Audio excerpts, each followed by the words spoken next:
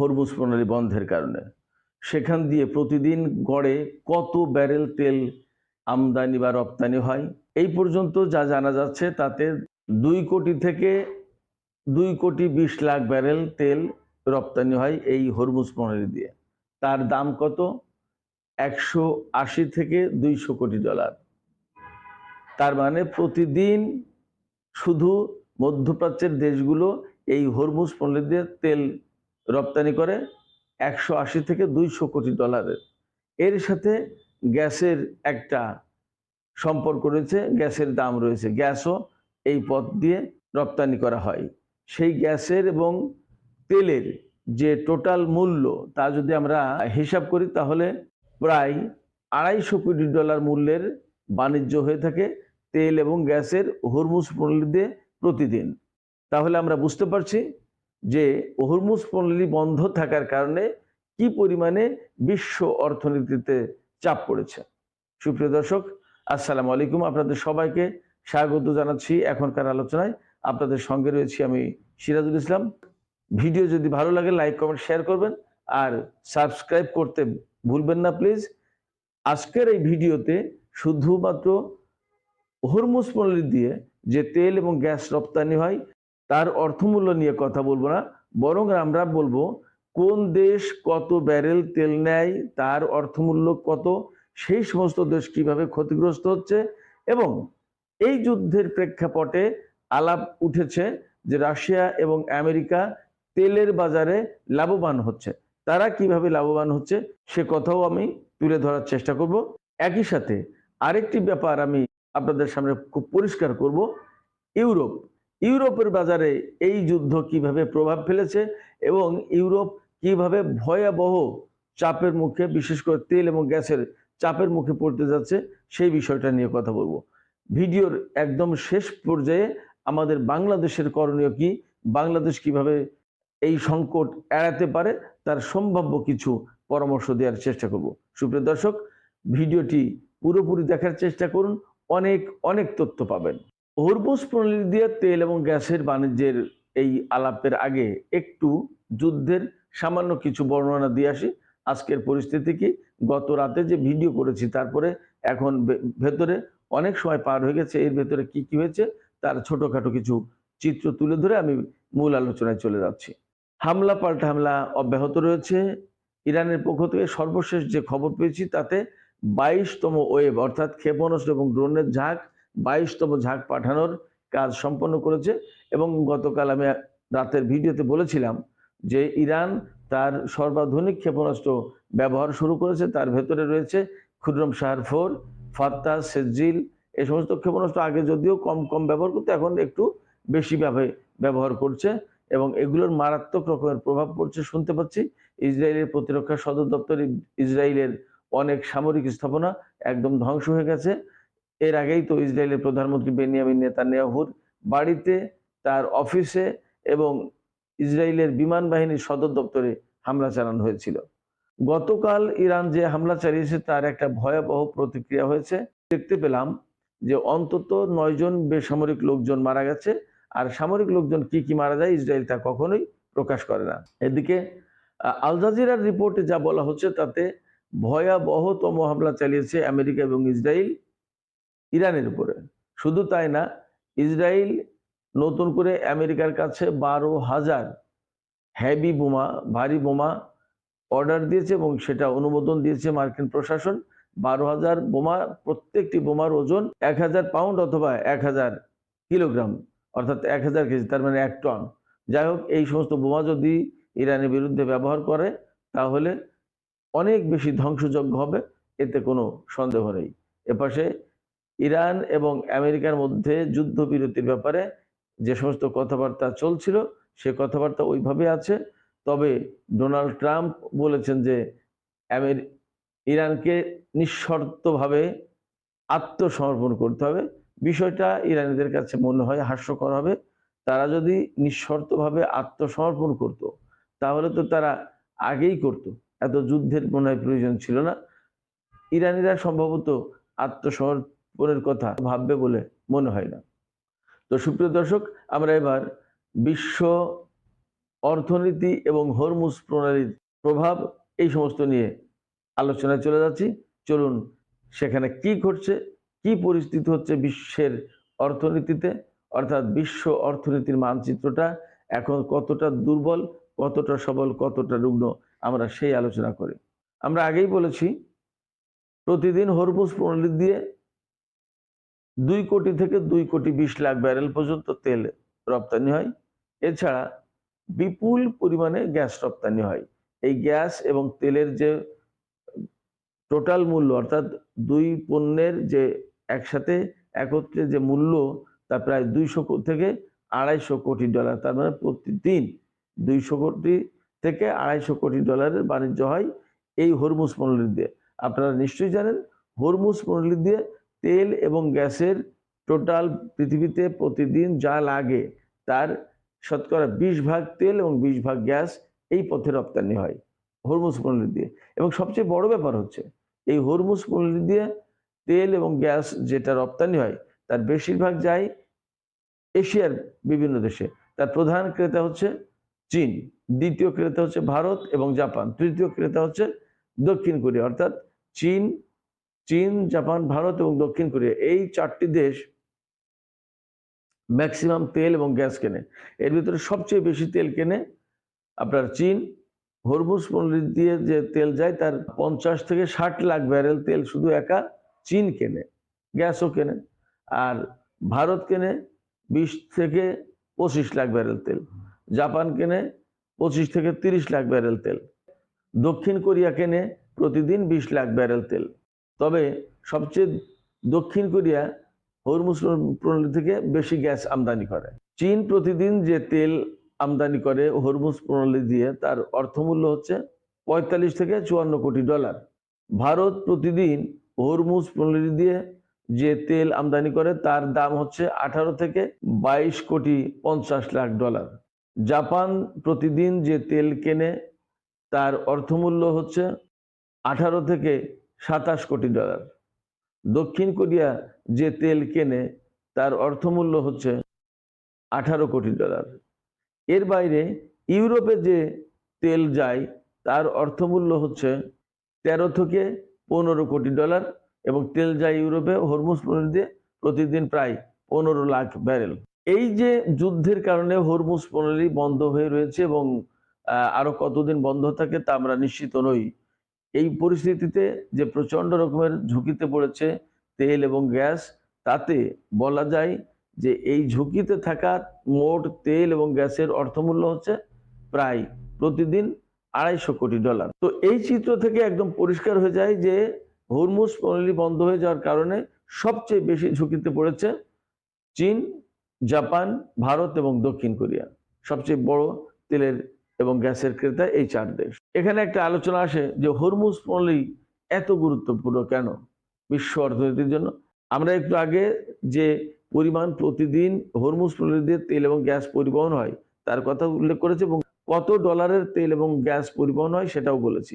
সেই জায়গা থেকে ধরুন চীন কেনে যদি 45 থেকে 54 কোটি ডলারের তেল, তাহলে এই তেল দিয়ে যে কত হাজার কোটি ডলারের পণ্য উৎপাদন করে সেটা ভেবে দেখুন। একই সাথে এই কত হাজার কোটি ডলারের পণ্য উৎপাদনের সাথে কত মেশিনারিজ, কত স্থাপনা, কত প্রতিষ্ঠান, কত কোম্পানি এবং কত লাখ বা কত কোটি মানুষ জড়িত সেটাও ভাবেন। তার মানে এই তেল বন্ধ হয়ে যাওয়ার কারণে চীনের অর্থনীতি, আমি শুধু চীনের কথা বলছি না, উদাহরণ হিসেবে বলছি, সব দেশের ব্যাপারটা একই রকমের। শুধু চীনের কথা যদি বলি যে চীনের অর্থনীতি কিভাবে প্রতিদিন বিঘ্নিত হচ্ছে, মারাত্মকভাবে ক্ষতিগ্রস্ত হচ্ছে। কারখানাগুলো বসে থাকছে, উৎপাদন বন্ধ হচ্ছে, যে মার্কেটে এই প্রোডাক্টগুলো যাওয়ার কথা ছিল তাদের ঝামেলা হচ্ছে, তারা সময় মতো পাচ্ছে না।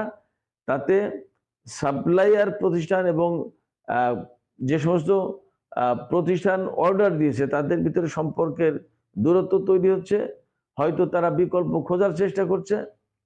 তারপরে কারখানা বন্ধ থাকার কারণে শ্রমিকদের বেতন ভাতা বন্ধ থাকছে, তাদের কর্মসংস্থানের অনিশ্চয়তা তৈরি হচ্ছে, তাদের কাজকর্ম চাকরি থাকবে কিনা সেটা নিয়ে অনিশ্চয়তা তৈরি হচ্ছে। এবং কোম্পানিগুলো কি করবে, কোম্পানিগুলো তাদের চাকরিজীবীদের, তাদের শ্রমিকদের, তাদের ফ্যাক্টরি লোকজন এগুলোকে রাখবে নাকি ছেড়ে দেবে, এগুলো নিয়ে দারুণ একটা অনিশ্চয়তা তৈরি হয়েছে। তার মানে চীন মারাত্মকভাবে ক্ষতির মুখে। ঠিক একইভাবে প্রত্যেকটা দেশ, ভারত, জাপান, দক্ষিণ কোরিয়া, সিঙ্গাপুর, মালয়েশিয়া, ইন্দোনেশিয়া, সব দেশ একইভাবে ক্ষতিগ্রস্ত।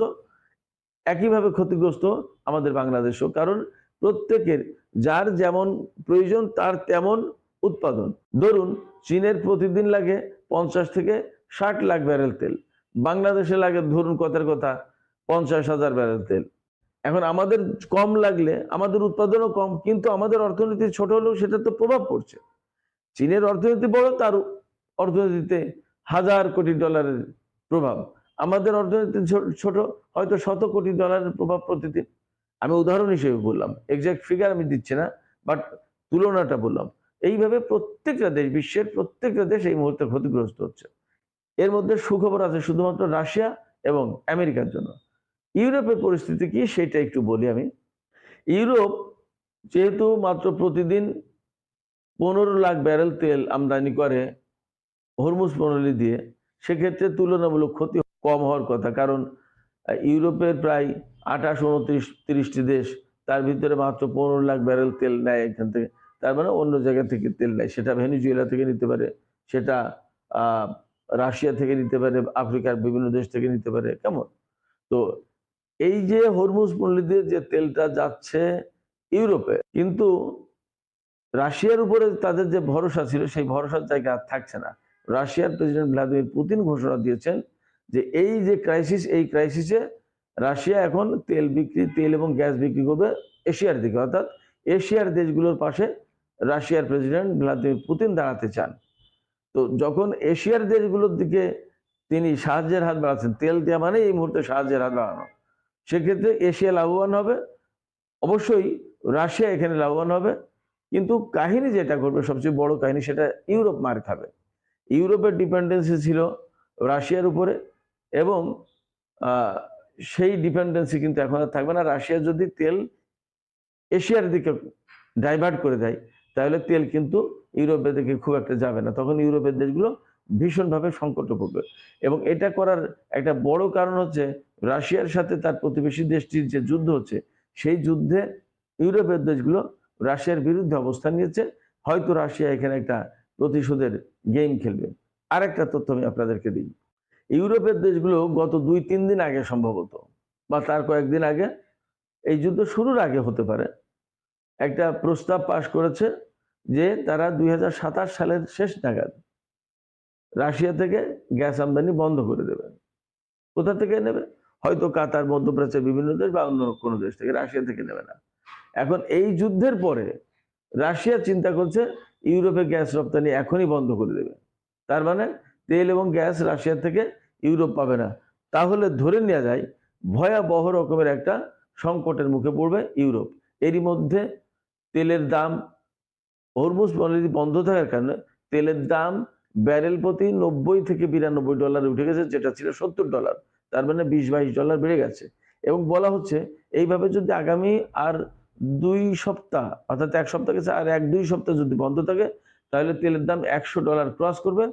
1 মাস মতো বন্ধ থাকলে বা 3 সপ্তাহ বন্ধ থাকলে সেটা $150 চলে যেতে পারে। যদি আরো বেশি এই যুদ্ধ দীর্ঘায়িত হয়, তাহলে তেলের দাম ব্যারেল প্রতি $200 হতে পারে। তার মানে বিশ্বের অর্থনীতি ভয়ঙ্করভাবে তোলপাড় হয়ে যাবে, টালমাটাল হয়ে যাবে, এবং ভূমিকম্প হয়ে যাবে বিশ্বের অর্থনীতিতে। এত মারাত্মক অবস্থা তৈরি হবে।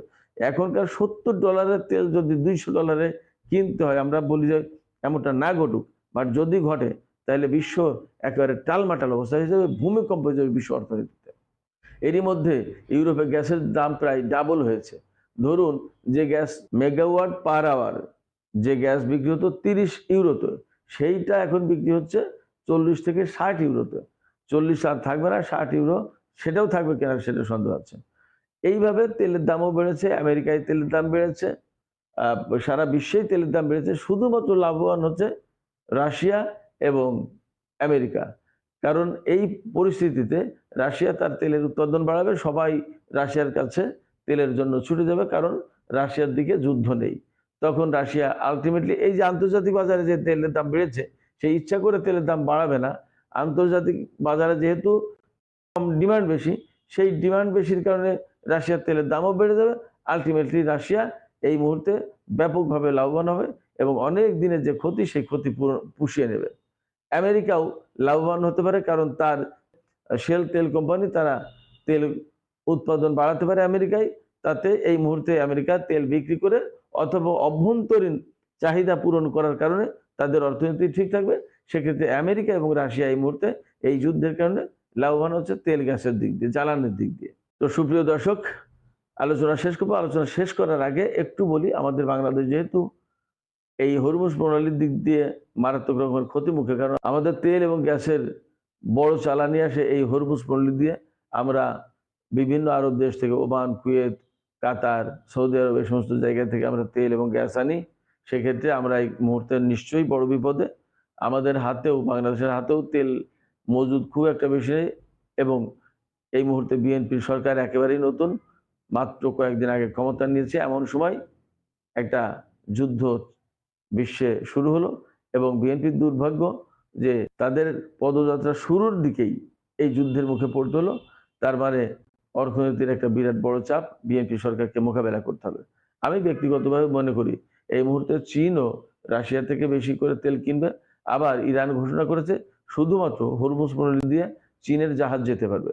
সেক্ষেত্রে চীনের জাহাজ যদি যায়, তার মানে চীন তার তেল, প্রয়োজনীয় তেল সে নিতে পারবে।